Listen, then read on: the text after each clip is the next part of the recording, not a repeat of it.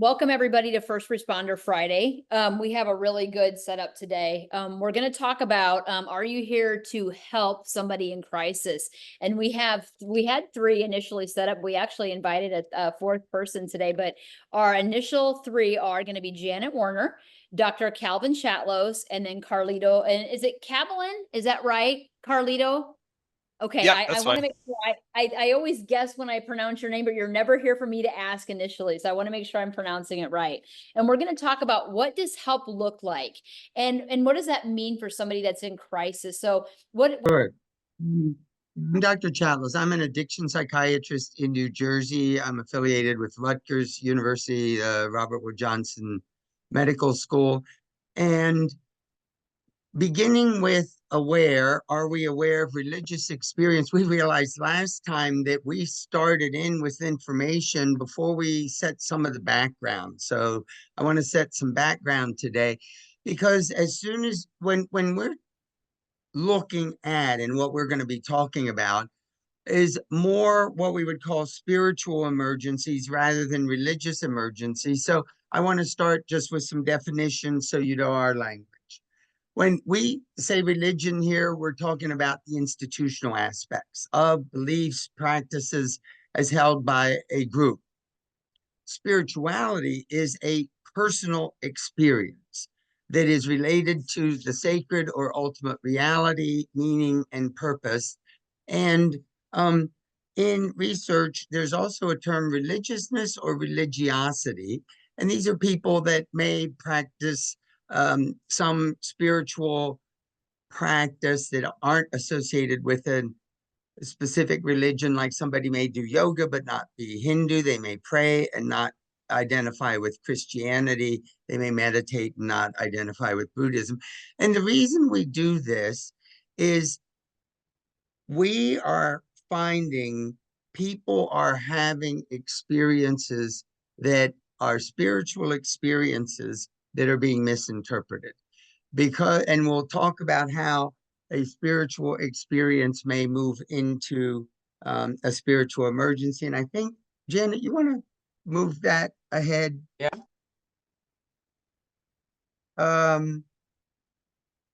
So when we're talking about spirituality, there are many definitions.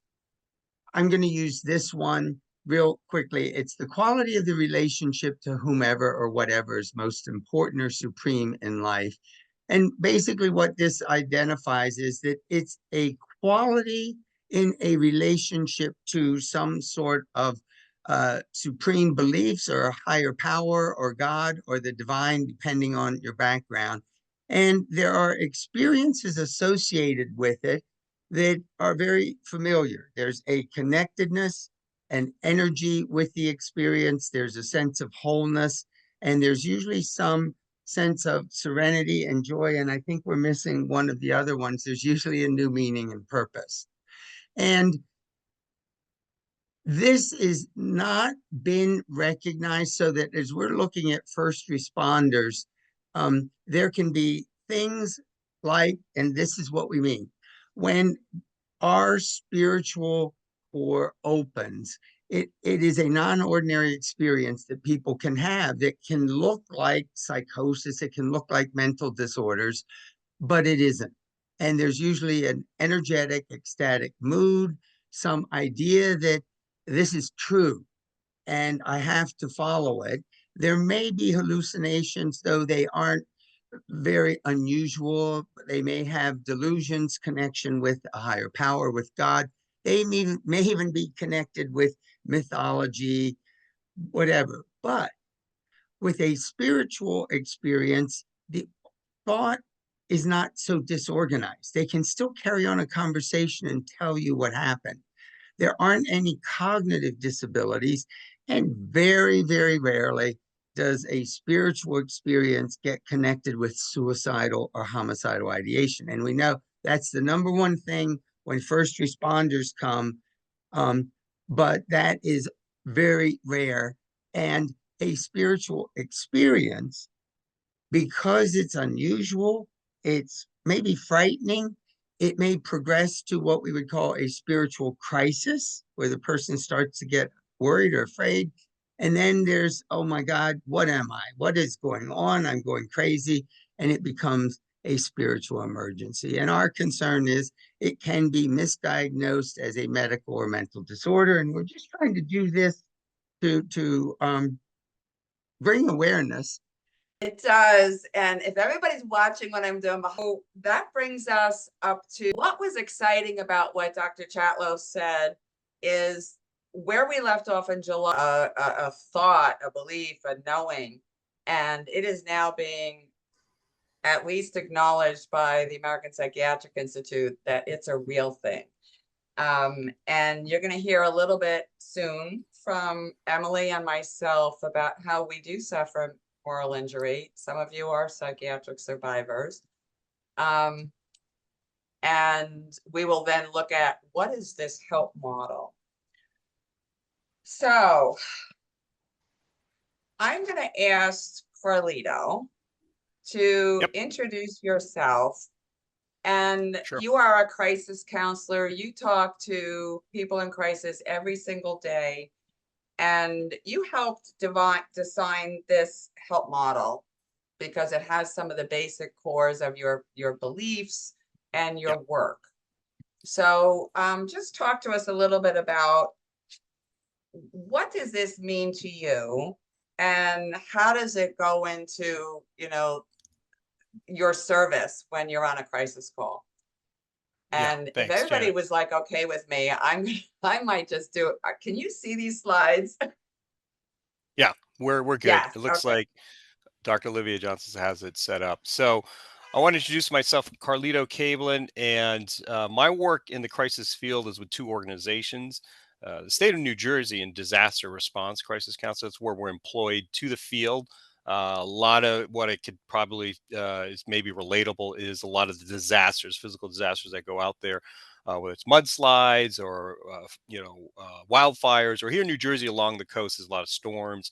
So we do deal with grief and loss and people who are in crisis. Now, the other organization, and this is kind of where what I want to get into, is crisis text line. So I'm a crisis counselor, certified crisis counselor on crisis text line. It's an organization where those folks who are in heat or crisis moments or in the hot moment, they come in on a crisis line similar to 988.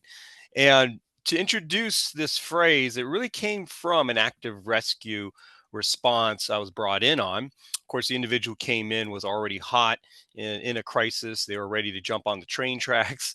And what happened was the individual was sort of informing me where they were, why they wanted to jump on the train tracks. And at that point, we flag our supervisors. Our goals are obviously trying to get them to a calm, but we could stay on this slide here just for a second. What does help look like to you, right? So what happened was we had an individual who did not want me to call any of the paramedics or EMT or EMS. And the individual said, if you do, I will jump on the train track. So it took a long while to get around to helping validate the person that what they're going through. And for crisis counselors, we're not here to, obviously we're not here to judge, but we're not here to fix any problems. What we're here is primarily is listening first. And in the listening skill, it's validating that they came in. And for me personally, as a crisis counselor, one of the strengths I see in the world today are people on the crisis lines. And what do I mean by that? Well, the fact that they're there, that they're showing up. A lot of us have moments when we're in a crisis in our mindsets that we kind of feel like, hey, better off dead thoughts, right, are much easier to to think about than it is to go through the pain. So the fact that they show up to me is a huge sign. And what we do as crisis counselors, we validate that. We give them a lot of tentifiers. We understand that, look, taking the courage today and the bravery to raise your hand is huge. Not a lot of people know how to get help, when to get help, or even if to get help. That's sort of a phrase I'm always using. In fact, I was using it this morning at 7 a.m. So individuals who come in, they need to hear things like that. Because if you want to advance forward one slide, Dr. Olivia, I'll show you guys primarily what we're all going through. Okay. So it doesn't matter when or where or what we're going through. I want you to see this image of an iceberg, right? A crisis counselor really works above the waterline. They see all those things that are visible to the naked eye, right? Anger, critical, hostile, violated. Below the waterline, though, are what we call these strongholds. Now, that's not the area we treat above the waterline. In fact, trauma, whether it's a capital T or a lowercase t, it doesn't really, for us, we're not so concerned to fix that, right? As a crisis counselor, we're here to treat above the waterline. So a lot of times, it's just getting them to a calm. So if you fast forward one slide, we do know that everyone who goes through either big T or lower T, in the moment while they're going through it, they need someone to sort of carry their space with them, hold them in space. They need someone there for them, not to judge how or why they got there, but just to listen first. And for sure, we're not there trying to fix them. We're not trying to work back the issue. That's long-term treatment, right? To work on that below the waterline stronghold. So during the event that I was describing, when an individual was ready to jump off the train tracks and commit suicide, we got the person to a calm, and eventually they were circling. Some people can circle in their emotions. It's rumination. It's racing thoughts, right? It's a negative loop where you can't break it. They kind of need your help, not only to acknowledge that it is real, the emotion, that's what we're really dealing with, but somehow they need a person in the moment to help break that loop of negative thoughts or what they're going through. And it's just mind racing. So when the individual that I was describing, the case scenario, was going through, ready to jump on the train tracks, my supervisor and I worked the moment to calm, but it still wasn't working. So finally, my supervisor suggested a phrase and a question. And I do recommend this anytime you get to people who are really in an intense heat moment of crisis. And the question simply was, what does help look like to you today? And the person paused, and I paused. I wasn't sure what was going to happen on the other end of the line, because at this point, the person was circling. I'm not sure if they're going to jump on the train tracks or not. I was holding my breath. And the individual responded, I just want to know that somebody cares about me. And for me, that was amazing, because I think for myself, after I wrapped up the call, we actually got the person to a calm. We called in EMT. They agreed to it. They said, yes, I could use some help right now, and I could follow the tracker that the EMT showed up. But I think for me, and my notes, my call notes at the end, sort of what revealed to me was, I think that's really what we're all looking for today, right? When you see that iceberg analogy of everything above the waterline and then below the waterline, really in the end, do we know, or can we find someone who just wants to care about us, right? And in our minds, we're just racing so much that it is valid to think that you are alone. It is valid, right? Doesn't mean it's true, but it is valid that you feel like you're alone, isolated, and in fact, better off dead thoughts do sound better, right? And I can test with that. I felt those thoughts plenty of times too, if I go through my own little T's or big T traumas. So one more slide forward, and then I'll wrap it up on my piece. Basically, the goals of crisis counselor, and I explained sort of the empathy and the listening first. And again, we're not focused on the individual and the event. We're not focused on how to fix them. We're not focused on any of that. We're only focused on what we see, visually what we see. We just want to get them to a calm, right? And if you think about it, calmness, stable, cool, those are complete opposites of crisis: duress, stress.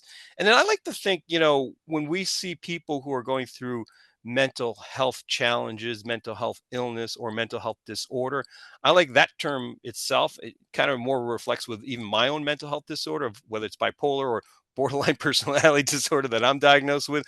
I really like to think of it as, what my therapist helps me with is, it's just means mental health disorder just means the opposite of disorder is order. That's it, right? So if we reframe ourselves and really help individuals and what they're going through, to the naked eye, it could look radically crazy to people who are non-crisis counselors. But crisis counselors, it's just a moment in time. That's it. And building the rapport with individuals is probably the biggest thing we're trying to focus on, right? Again, I kind of want to allude to, we're not fixing them. We're not trying to get to the event that caused it, and the deep traumas and the strongholds. We're just trying to help rapport build, and just like, in fact, asking their name is a huge question we try to get in there. And then when they respond with a name, we're like, oh, by the way, I'm also Carlito. Pleasure to meet you, right? They need to hear things like that. A person, a human being, is on the other end of the line listening. We identify some solutions, but we keep it simple. But once we achieve calm, now we know we can empower them. And what we do as crisis counselors, it's not just a high volume area. It's like, okay, you're good. Let's go, go on to the next one. No, we actually safety plan them. We give them tools. We coach them in on skills that they can use, empower them so that the next time they come into a crisis moment, they're not necessarily calling up the 988 or coming in a crisis text line, or they're frantically looking for a solution. What they're doing is they're also using skills that maybe we coach them on or help them out. And we try to give them resources also in the community. So it very much is a high volume area. But really, if you think about it, it is the opposite of panic, crisis. It really is. In the world, we're destigmatizing what is normal behavior. Let's face it, we all have behavior where we are above the waterline. So what we try to do is just help overall get the person to the calm and then empower them, and of course keep them safe. So that really is a viewpoint of from my shoes and my seat when I'm sitting here helping individuals through crisis. And I can hand it over back to you, Janet, for your next piece.